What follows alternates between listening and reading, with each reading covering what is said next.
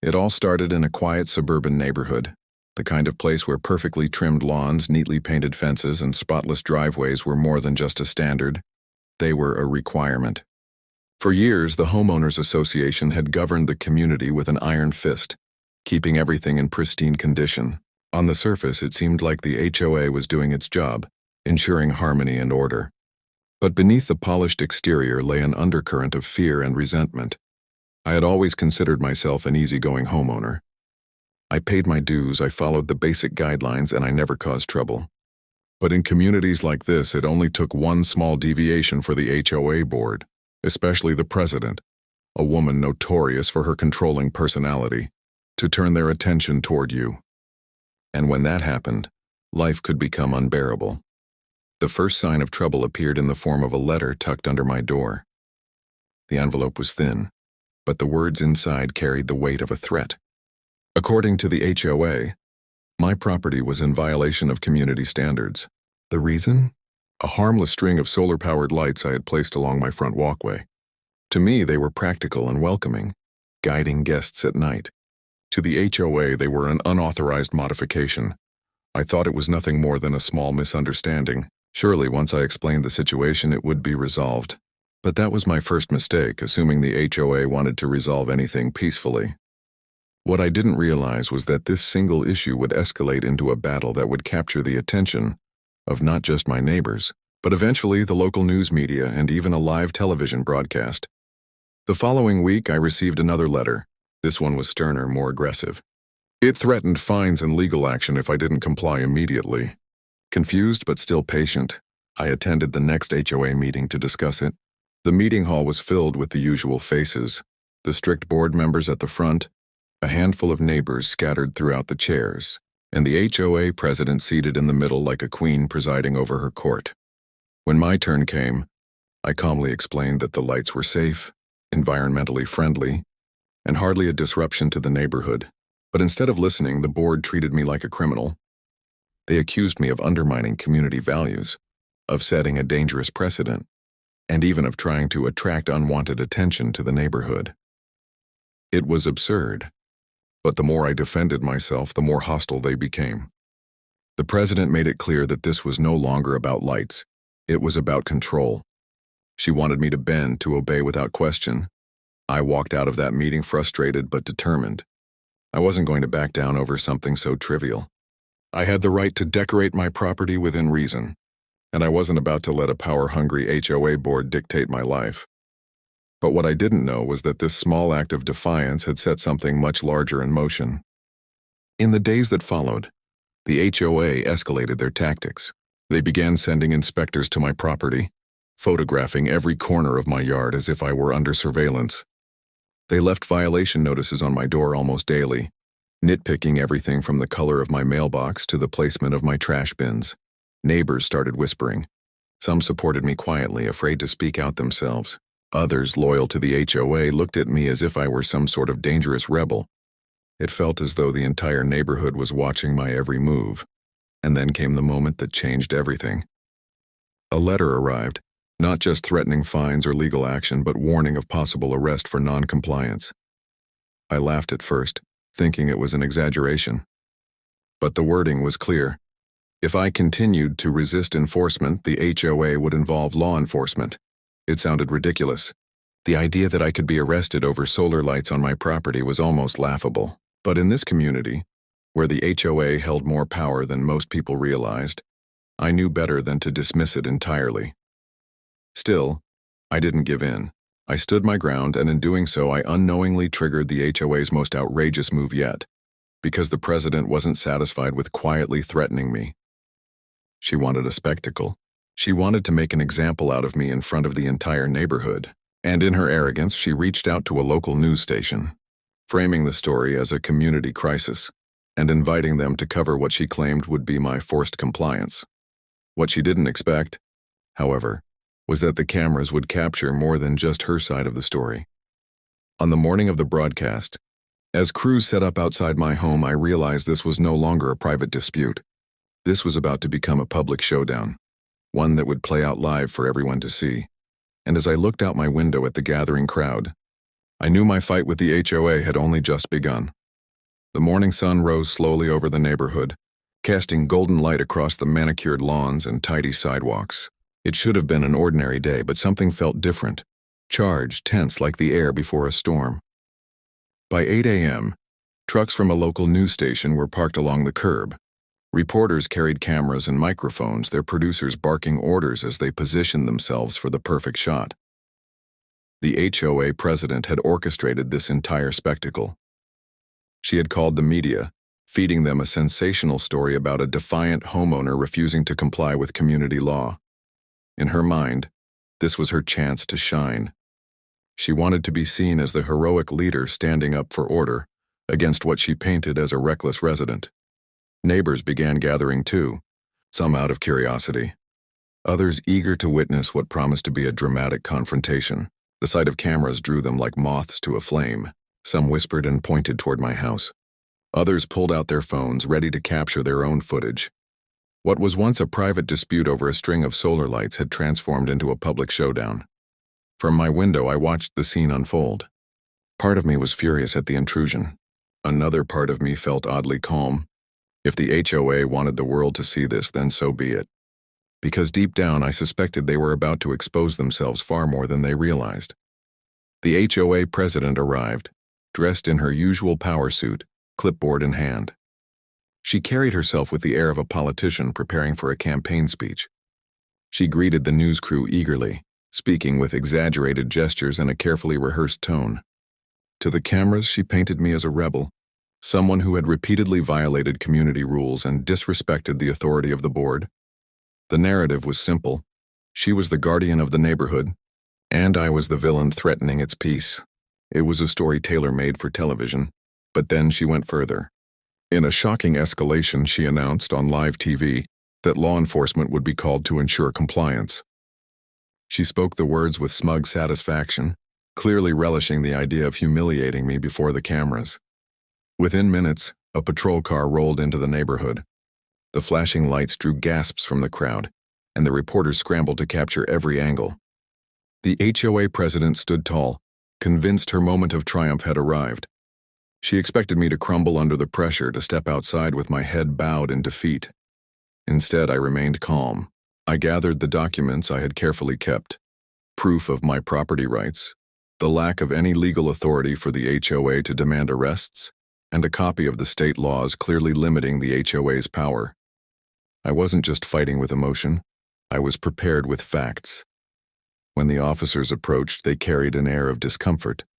They had been summoned for what they likely assumed was a legitimate issue, but as soon as I handed them the documents, their expressions shifted. They read through the pages, their brows furrowing with each line. The cameras caught every second of it, the officers realizing that the HOA had grossly overstepped. The criminal they were asked to arrest was nothing more than a homeowner exercising his rights. The HOA president tried to intervene, waving her clipboard and insisting that I was in violation. But her words began to falter as the officers calmly explained that no arrest would be made. The law was clear. The HOA had no authority to order such actions. At most, this was a civil dispute, not a criminal one, the crowd murmured. Some of my neighbors smiled quietly, their relief visible. For years, they too had suffered under the heavy hand of the HOA, but none had dared to challenge it so openly. Now live on television. The facade of the board's absolute authority was beginning to crack. The president, however, was not ready to surrender. Flustered and red-faced, she accused the police of being unprofessional, of failing to uphold community law. She raised her voice, pointing at me as though her sheer indignation would bend reality to her will. But the cameras caught everything. Her anger, her arrogance, her unraveling composure. The reporters sensed the shift in narrative. What had begun as a story about a non-compliant homeowner was quickly turning into a tale of an overreaching HOA abusing its power. The questions they asked reflected it too. Instead of focusing on my supposed violations, they pressed the president about her attempt to weaponize law enforcement over something so trivial. Her answers grew more defensive, more desperate. And the more she spoke, the worse she looked. I stood silently through it all, letting the truth speak louder than anything I could have said. The evidence, the officer's words, the president's outbursts, they painted the picture clearly.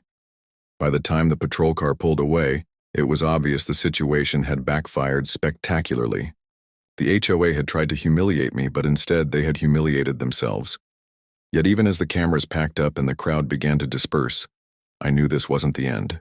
The president was not the kind of person to admit defeat gracefully. If anything, being embarrassed so publicly would only fuel her determination to strike back harder. And I was right. That evening, another letter arrived at my doorstep. This one was unlike the others. It wasn't just about solar lights anymore. The board was launching a comprehensive review of my property, citing multiple potential violations. It was clear what they were doing: retaliation. The fight had escalated beyond a simple disagreement. Now it was a war. And as I held the letter in my hands, I realized that while the cameras had left, the real battle was only beginning. The silence of the neighborhood after the cameras left was deceptive. On the surface, everything seemed to return to normal. Lawns were still trimmed, sprinklers still clicked on at dawn, and neighbors still waved politely when passing by. But beneath that fragile calm, the atmosphere had changed. The HOA had been embarrassed on live television, and its president, humiliated in front of the community she sought to control, was now more determined than ever to reassert her power. Her revenge began subtly. A few days after the broadcast, I woke to find a violation notice taped to my door. This time it wasn't about solar lights. The letter claimed that the paint on my shutters was fading and no longer in compliance with community standards. I inspected them myself. They were the same deep forest green they had always been, barely weathered, certainly not in need of repainting. But the HOA didn't care about facts, it cared about leverage. The following day, another notice arrived. This one accused me of failing to properly edge the strip of grass between the sidewalk and the curb. By the end of the week, I had received no fewer than 6 separate citations. For the placement of my recycling bins, for a small crack in the corner of my driveway, even for a tree branch they claimed extended an inch too far over the sidewalk. It was absurd. I knew it. My neighbors knew it. But that didn't stop the letters from piling up. Each one carried the same warning. Non-compliance would result in fines, legal action, and possible foreclosure proceedings. Word spread quickly through the neighborhood. Some of my neighbors avoided me, afraid to be associated with someone now openly at war with the board. Others, however, quietly approached me. They shared their own stories, of being fined for trivialities, of being threatened into silence, of living under the constant pressure of scrutiny. For years, many had endured it in isolation, believing they were alone. Now, seeing me stand against the board had given them courage, but courage came with consequences. The HOA president seemed to sense the shift in atmosphere, and her retaliation spread beyond my property. Anyone who openly supported me found themselves suddenly under the same microscope. One neighbor received a violation notice for leaving his car parked on the street overnight, something the board had overlooked for years. Another was fined for improperly coiled garden hoses. The message was clear: defend me and you will be punished too. Still, I refused to back down. I documented every notice, photographed every so-called violation, and kept meticulous records. I knew this was no longer just about me. It was about exposing the HOA's abuse of power. The turning point came when I discovered something alarming. Buried within one of the letters was a clause stating that unpaid fines could eventually result in the HOA placing a lien on my property. In other words, they weren't just threatening my comfort, they were threatening my home itself. That was when I realized the stakes were far higher than I had first imagined. I consulted a lawyer, someone well-versed in HOA disputes. The consultation confirmed what I feared. Yes, HOAs could, in extreme cases, pursue foreclosure over unpaid fines, but only if the fines were valid and legally enforceable. In my case, many of the citations were frivolous at best, fabricated at worst. That gave me a chance to fight back, but it would require time, money, and patience. Meanwhile, the HOA president was escalating her campaign. At the next community meeting, she delivered a fiery speech about the importance of maintaining order and the danger of rebellious individuals undermining property values. Though she didn't name me directly, everyone knew exactly who she meant. Her words were sharp, her tone dripping with contempt, and her supporters clapped dutifully, though even some of them looked uneasy. The tension in the room was palpable. I sat silently, letting her rant, knowing that my silence was its own form of defiance. But inside, I felt the weight of it all pressing down. It wasn't just about lights or shutters or bins anymore. It was about principle, and the principle was simple. No homeowner should live in fear of their own community. Then came the boldest move yet. A certified letter arrived, stamped with urgency. The board was scheduling a special compliance hearing regarding my property. The language was official, almost legalistic, and it demanded my attendance. Failure to appear, it warned, could result in further enforcement measures. The hearing was set to take place in just 1 week, in the community hall where the board had humiliated countless residents before. But this time I suspected the president wanted more than just compliance. She wanted a spectacle, another attempt to break me publicly after her live TV embarrassment. And yet, she had no idea what was coming. Because while she had spent her energy piling on petty violations, I had been preparing quietly. My lawyer had gathered evidence, my neighbors had shared testimonies, and the news crew that once covered my story had remained interested in the ongoing battle. The president thought she was setting the stage for my defeat. In reality, she was building the perfect platform for her downfall. As the day of the hearing drew closer, the neighborhood buzzed with anticipation. Whispers filled the sidewalks, and people speculated about what would happen. Would I finally cave under the pressure? Would the HOA double down on their threats? Or would the truth finally come crashing down in the most unexpected way? Standing in my driveway the night before the hearing, I looked at the soft glow of the solar lights that had started this entire ordeal. They flickered calmly, as though mocking the chaos surrounding them. I knew tomorrow wouldn't just decide the fate of my property. It would decide the future of the entire neighborhood. The morning of the hearing arrived with a heavy stillness, as though the entire neighborhood was holding its breath. For days, the community had buzzed with whispers about what would happen. Some speculated that I would finally bow to the board's authority. Others believed the HOA president would use the event to crush me once and for all. No one could have predicted just how far-reaching the consequences of that meeting would be. The community hall was packed. Folding chairs lined the room, every one of them filled by homeowners, some eager, some nervous. A few had their phones out, discreetly recording. At the front sat the HOA board, arranged in a line like a tribunal. In the center, as always, was the president. She wore a smug smile, her eyes scanning the room with the satisfaction of someone convinced she had already won. She opened the meeting with pomp and authority, her voice echoing through the speakers. She spoke of the integrity of the community, of the threat posed by those who defied the rules, and of the need to preserve order. Though she never used my name, every word was aimed at me. She painted me as a reckless outsider, someone endangering the harmony of the neighborhood. When my turn came, I stood slowly, feeling dozens of eyes on me. My heart pounded, but I reminded myself of the preparation I had done. I had gathered evidence, testimonies, and legal references. The HOA expected me to crumble, but I had come armed with facts. I began with the solar lights. I presented documentation showing that they met safety codes, posed no hazard, and fell well within the property rights outlined in the state statutes. I displayed photos proving my shutters were in excellent condition, my lawn properly edged, and every so-called violation nothing more than an invented excuse. Then I went further. I revealed letters from neighbors who had faced similar harassment, detailing fines over absurd infractions, garden gnomes, minor cracks in sidewalks, even children's chalk drawings on driveways. Each testimony painted the same picture, a board abusing its authority, using fear to control. The murmurs in the room grew louder with every point I made. Homeowners exchanged glances, some nodding in agreement. The board members shifted uncomfortably in their seats. The president's confident smile began to fade. But I wasn't finished. I presented the most damning piece of evidence, correspondence between the president and a local contractor, in which she had arranged for recommended repairs to be funneled to his company. The implication was clear. She was manufacturing violations, then steering homeowners toward costly fixes through her associate. It was corruption hiding in plain sight. Gasps filled the hall. The president immediately interrupted, her voice raised, accusing me of fabricating evidence, of orchestrating a smear campaign. But the more she shouted, the more unhinged she appeared.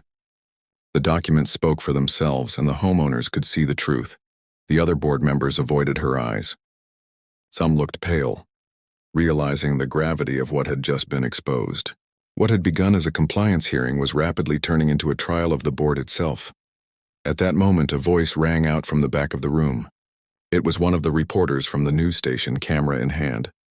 They had shown up unannounced, eager to follow up on the story that had drawn so much attention weeks before.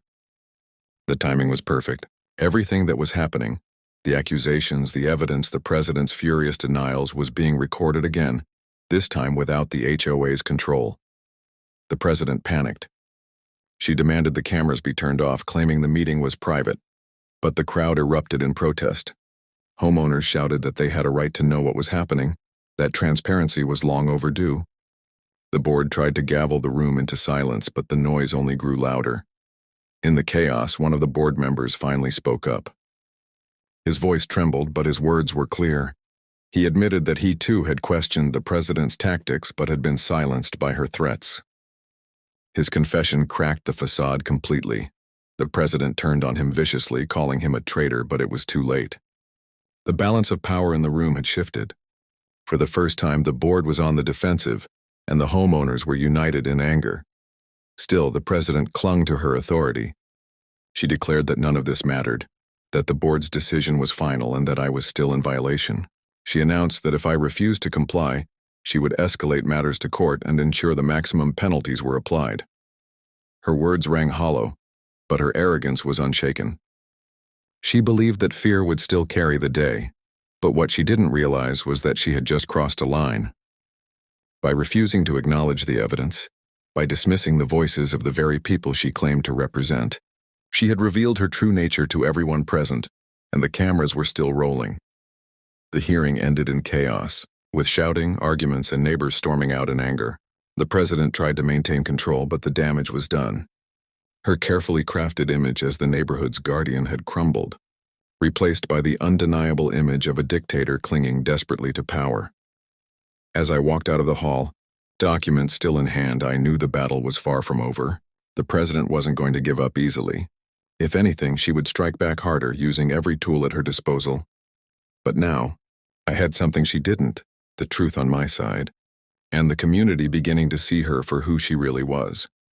The next phase of this fight would not be about violations or fines. It would be about exposing the entire system of corruption that had been festering behind the HOA's polished facade.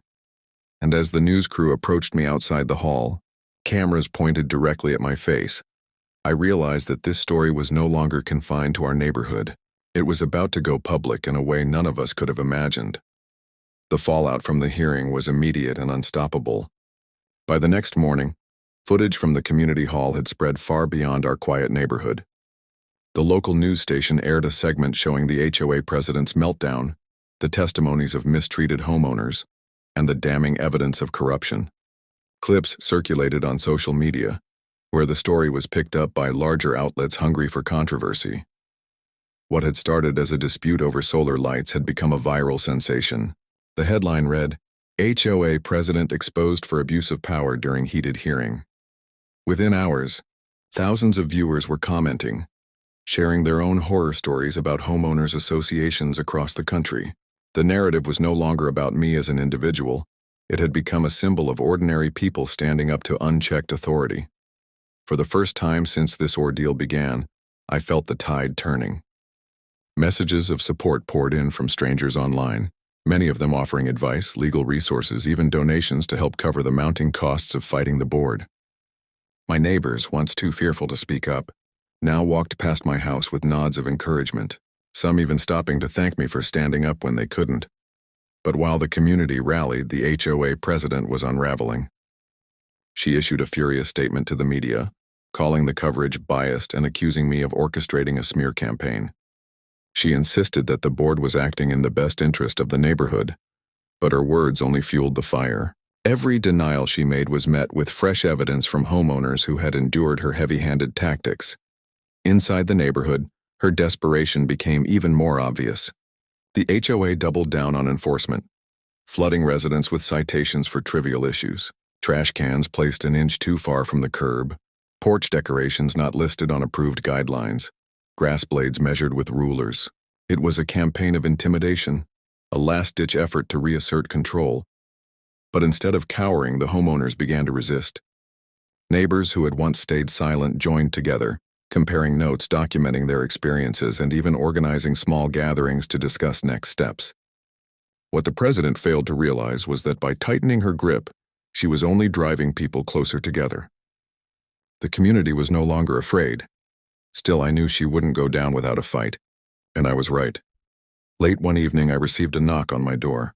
It was my lawyer holding a thick envelope. Inside was a notice. The HOA was filing a lawsuit against me personally, alleging defamation and damages to the reputation of the board. It was a desperate move, clearly meant to silence me, but it was also dangerous. A lawsuit meant real costs, real risks. For a moment, I felt the weight of it all pressing down. Was this fight worth losing everything? My home, my savings, my peace of mind? The thought haunted me as I stared at the papers. But then I remembered the faces of my neighbors, the gratitude in their voices when they told me their stories. I remembered the thousands of people online who had rallied behind me, who saw in this fight a reflection of their own struggles. And I realized that backing down wasn't an option. If the president wanted a final battle, she would get one. The lawsuit, however, wasn't her only move. In a shocking twist, she called for an emergency meeting with the board, demanding a vote to authorize the removal of any homeowner deemed disruptive to community order. In other words, she wanted the power to expel me from the neighborhood altogether. When news of her proposal leaked, the community erupted. Neighbors who had once feared the board now openly rebelled, furious that she was attempting to rewrite the rules to eliminate dissent. Petitions began circulating demanding her resignation. Homeowners threatened to withhold dues until the board was reformed. The quiet, orderly suburb had transformed into a battleground, and once again the cameras returned. Reporters arrived to cover the unfolding chaos, documenting residents shouting at board members, waving signs, and demanding accountability. The president tried to spin it as a small group of troublemakers, but the footage told a different story. An entire neighborhood rising up against her tyranny. Yet she still refused to back down. Her pride, her obsession with control, had blinded her to the reality collapsing around her. Instead of resigning gracefully, she escalated further, filing her lawsuit and vowing publicly to restore order at any cost.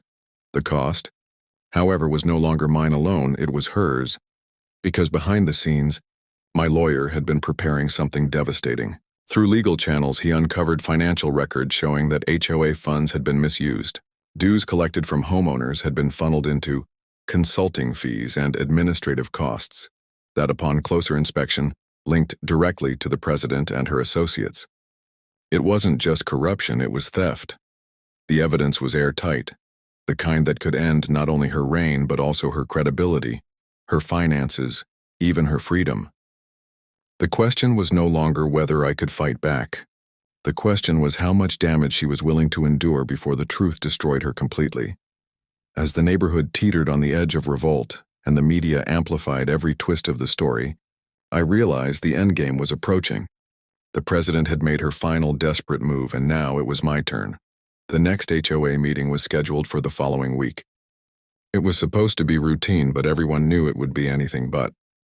Neighbors planned to pack the hall, reporters promised live coverage, and my lawyer prepared to present the evidence that would end everything. The president thought she had set the stage for my downfall. In reality, she had set the stage for her own. And as I looked at the thick folder of documents in my lawyer's hands, I knew the climax of this battle was finally here. The night of the final HOA meeting felt unlike any other. The atmosphere was electric, humming with anticipation and tension. By the time I arrived at the community hall, the parking lot was overflowing.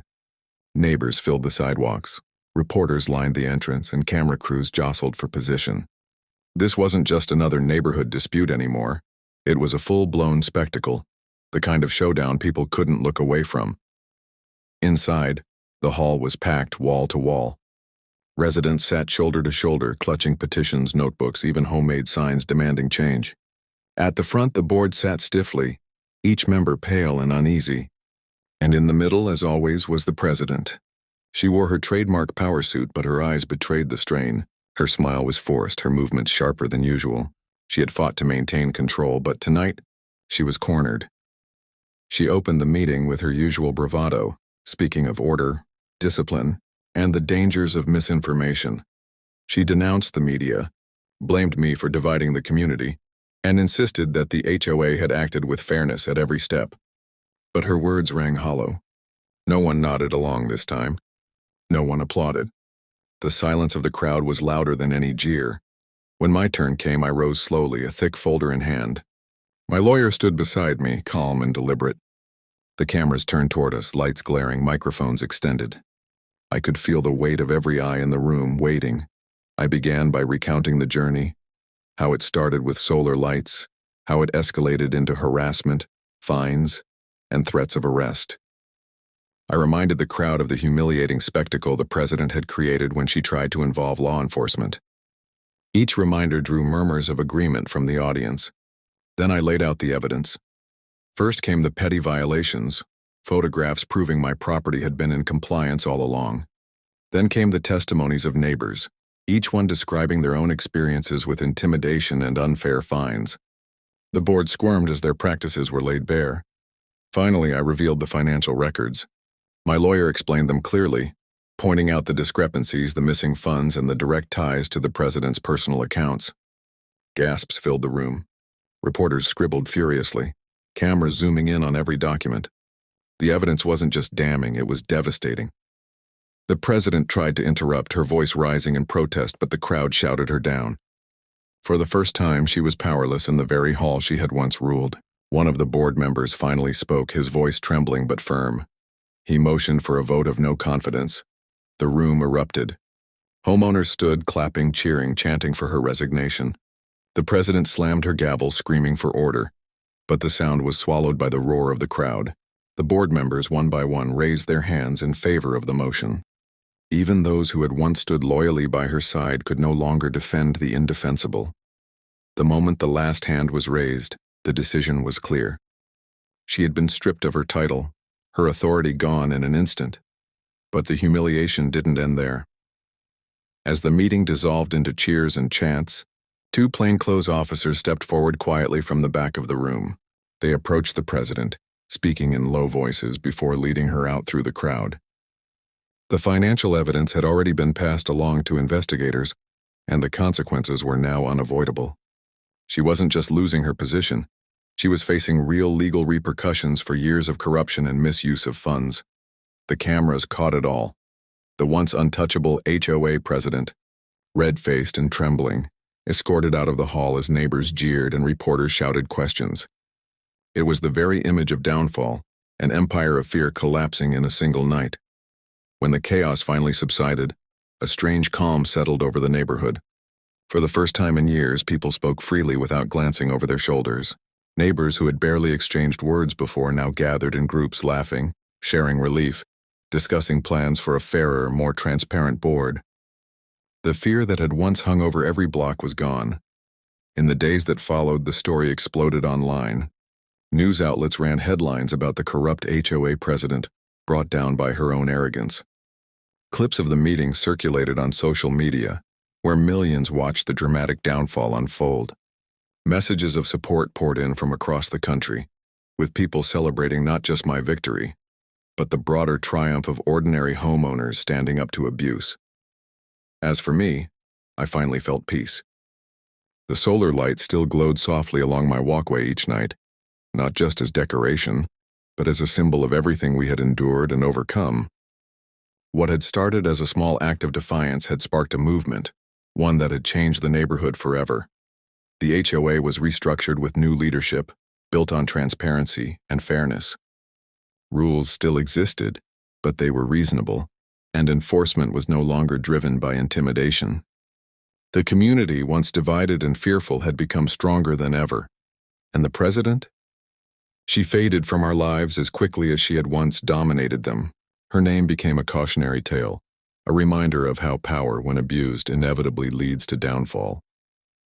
Looking back, I realized something important. The real victory wasn't just about me or my property. It was about everyone who had lived under fear, everyone who had doubted their own ability to fight back. It was proof that no matter how powerful someone may seem, when truth and unity come together, Even the most iron-fisted grip can be broken. The HOA had tried to arrest me on live TV. They had tried to crush me with fines, lawsuits, and intimidation. But in the end, it wasn't me who was destroyed, it was them. And as I walked through the neighborhood one quiet evening, the soft glow of those solar lights lighting my path, I smiled. Because for the first time in a long time, it truly felt like home.